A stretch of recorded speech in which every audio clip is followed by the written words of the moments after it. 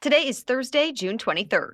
What to know about President Biden's latest idea to lower gas prices, and why at least one senator is calling it dead on arrival. Also, a powerful earthquake adding to the crises in Afghanistan, and Russia's efforts to target the U.S. with cyberattacks. Plus, why one NFL team owner might have to defend himself to Congress. Amazon's new technology meant to sort of reconnect you with people you've lost. And a planetary show that hasn't happened yet in our lifetime, now on display. Welcome to The Newsworthy. All the day's news in around 10 minutes. Fast, fair, fun, and on the go. I'm Erica Mandy. Thanks so much for being here. You ready? Let's do this. President Biden is calling on Congress to suspend the federal gas tax, at least for 3 months. This would save Americans about 18 cents a gallon on gas and 24 cents a gallon on diesel. Biden also asked states to suspend their own gas taxes, since those run an average of 30 cents on the gallon. But a lot of economists and lawmakers from both parties don't like the idea of a gas tax holiday. They say it won't do that much to help people and could actually increase demand, making the problem worse in the long term. Plus, they say the money from those taxes is necessary to pay for things like highways and other infrastructure projects. Already, one top Senate Republican called the idea dead on arrival. Besides the gas tax holiday, Biden has some other ideas. He's calling on the oil and gas industry to accept lower profit margins and increase oil production and refining capacity for gas. Although in the past, businesses have said it's not that easy. Some say they already have increased oil production. Others say they're restricted by certain government policies and increased regulation. Oil company executives are set to meet with the U.S. Energy Secretary today to talk more about possible solutions. In the meantime, the average price of gas stands at around $5 a gallon nationwide. There's new action against the Uvalde School District's police chief. Pete Arredondo was just put on leave, although it's not clear if he's still being paid. Arredondo's response to the devastating elementary school shooting in Texas has been widely criticized, since law enforcement waited more than an hour to confront the shooter. And top officials have said that was Arredondo's decision, since he was the commander on scene. But Arredondo has denied that he was even in charge. He told the Texas Tribune he assumed someone else had taken control of the law enforcement response. Now, federal, state, and local investigators are looking into exactly what happened. So far, neither Arredondo nor his lawyer have commented about his leave. Afghanistan is now dealing with the aftermath of a massive earthquake. Government officials say more than 1,000 people were killed and more than 1,600 were hurt. Rescue efforts have been especially difficult since, in the aftermath of the 5.9 magnitude quake, the country has been dealing with aftershocks, rain, and landslides. This comes as the country was already struggling. The United Nations has said since the Taliban takeover last year, Afghanistan has struggled with widespread hunger, a severe drought, terror attacks, and an economic crisis. Now, President Biden is directing USAID and other agencies to figure out how they can help Afghanistan in this aftermath of the earthquake. Other countries like Iran and Pakistan, as well as the European Union, have already sent aid or pledged support. The UN also sent in health teams and medical supplies, and organizations like UNICEF are accepting donations. Russian intelligence agencies have stepped up their efforts to hack the U.S. and other Ukrainian allies. At least that's according to Microsoft, that published new findings yesterday. The tech company says American organizations were Russia's top target outside of Ukraine.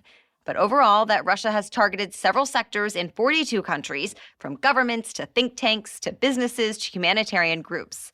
Basically anyone that might have valuable information related to the war. Microsoft says most of the breaches were stopped, but Russia has been able to steal at least some data. So far, the Russian government has not commented on Microsoft's report, but it has denied other hacking accusations many times. Meta needs to be more transparent about its content moderation decisions. That's one of the findings in the Oversight Board's first report about a year after it was created. The board said there's been progress, but it's not enough. Remember, Meta, formerly Facebook, created an independent advisory board made up of human rights advocates, politicians, and academics that oversees some of the company's most controversial decisions. And they've had their hands full. More than 1 million Facebook and Instagram users apparently appealed to the board last year alone, mostly over content that was removed for breaking the platform's rules. Well, the board chose 20 of those cases it called significant. And in 14 of them, or 70%, the advisory group overturned Meta's initial decision. For example, one case was about removed images of a woman's breasts in a breast cancer-related post. One decision the board upheld, though, was suspending former President Trump from the platforms, although the report did criticize the penalty for being indefinite. We've posted a link to the full report in our episode notes if you'd like to review each case or read more about this. Still ahead, we're talking Amazon robots, football controversies, dog show history, and more. But first, a quick break for our sponsor. If you haven't tried KiwiCo yet, it delivers monthly projects that help kids explore science, technology, engineering, art, and math, all in a hands-on and fun way. KiwiCo has subscription lines for kids of all ages, ranging from infants and preschoolers all the way to teens. So there's something for everyone. I really loved getting new toys and experiments for my son Dax, all while knowing KiwiCo is made to cultivate his curiosity and creativity. They're always perfect for where he's at with his development at any given time, and he loves what we get with KiwiCo. And I love that they're delivered to my door each month without any extra research or legwork on my part, so I can focus on the fun part, spending quality time with my child. Plus, I love how high quality the materials are every time. Make summer more awesome with KiwiCo. Get 30% off your first month plus free shipping on any crate line with code NEWSWORTHY at kiwico.com. There's no commitment, so you can pause or cancel anytime. Get 30% off your first month at kiwico.com with the promo code NEWSWORTHY. Amazon has been showing off some pretty high-tech new inventions this week. For starters, a big upgrade to the company's voice assistant, Alexa.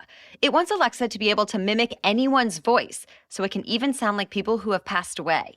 It apparently only needs less than a minute of sample audio to go off of, then it can produce a high-quality voice that can say anything Alexa can. The company shared its vision by showing a child asking his grandmother to read him a book, and Alexa did so in his grandmother's voice. Not everyone likes this idea, though. Some critics worry it could be used to trick people or make political deepfakes. So far, Amazon has not said when it might roll out the feature to the public. Separately, Amazon showed off its first fully autonomous warehouse robot. It's named Proteus. It looks a lot like the robots Amazon already has, kind of like an extra-large Roomba vacuum. But the old ones can only work in a caged area away from human workers, whereas Amazon says Proteus can roam free in a warehouse, safely dodging employees as it goes. With computer vision and artificial intelligence, it can read, pick things up, move them to the right places, and put them down. Amazon told Forbes the company will never replace people with machines, but that the robots could help do the work humans struggle to safely keep up with, like heavy lifting and other intense physical labor. Amazon says the new robots will start getting to work this fall. There are new accusations against the owner of the NFL team, the Washington Commanders. A congressional panel released its finding of an 8-month investigation looking into the workplace culture of the team and how the NFL handled accusations of sexual harassment by team executives. Well, this week, the panel accused Commanders owner Dan Snyder of running what the committee called a shadow investigation. The panel said Snyder wanted to discredit former employees who spoke up, used private investigators to intimidate witnesses, and more. NFL Commissioner Roger Goodell testified via video at a hearing about this. He told lawmakers the team's culture was transformed after the NFL's investigation and that Snyder was held accountable. Last year, the NFL fined the team $10 million and Snyder stepped away from the day-to-day operations.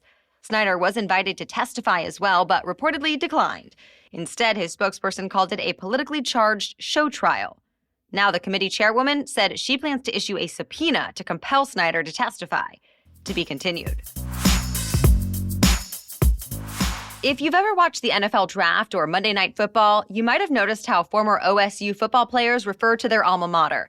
They announce themselves as graduates of the Ohio State University, with a lot of emphasis on the. Well, now that 3-letter article is officially trademarked.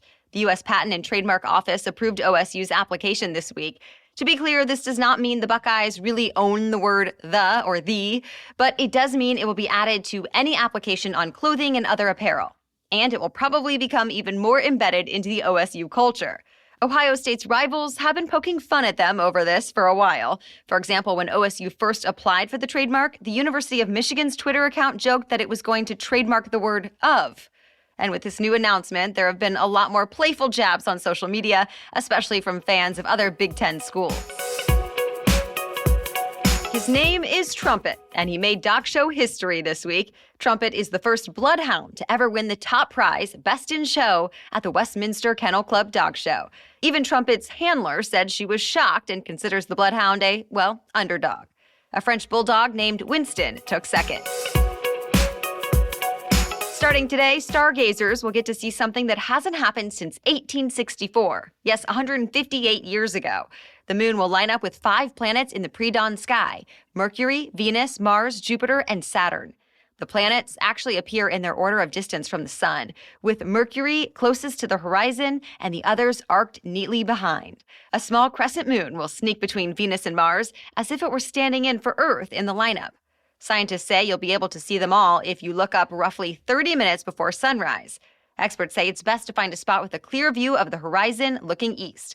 And they recommend using binoculars or a telescope, although you could see it with the naked eye. This planet and moon lineup should be visible each morning until Saturday. Then they'll start to appear more spread out in the sky. That's it for the main news today, so now it's time for Think to Know Thursday. But first, thanks to our sponsor, Rothy's. Have you ever seen someone wearing a colorful, cute pair of flats? They might have been Rothy's. Whenever I wear my bright red Rothy's flats, which is quite often, people take notice and compliment them. So I ordered another black pair just to make sure I could truly wear my Rothy's flats with everything. But I love that I can always go back to Rothy's for more head-turning designs in bright yet sophisticated colors. No matter the color, these are the cutest and most comfortable flats I've ever come across. They're almost like wearing slippers, but of course, much more stylish. Plus, I love that Rothy's takes sustainability to the next level. All of their products are knit with thread made from plastic water bottles. So your new favorite shoes are waiting. Discover the versatile styles you can wear absolutely anywhere and get $20 off your first purchase at rothys.com/newsworthy. That's Rothys, Rothys, rothys.com/newsworthy to get $20 off your first order. rothys.com/newsworthy. Now back to Thing to Know Thursday. For a lot of kids, summer vacation might be a thing of the past. The school tracking site Burbio told Axios more and more students are going to school year-round. Summer school programs really increased last year. But back then, they were mostly focused on getting kids caught up after a year of the pandemic interrupting their education.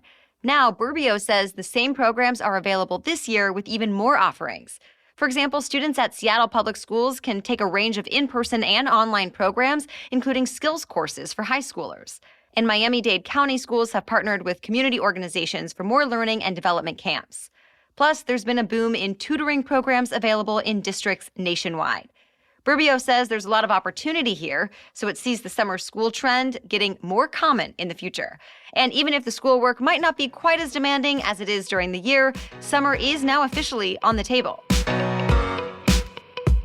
Well, thank you so much for listening today and every day. We'll be back with much more news to know tomorrow. Until then, have a great day.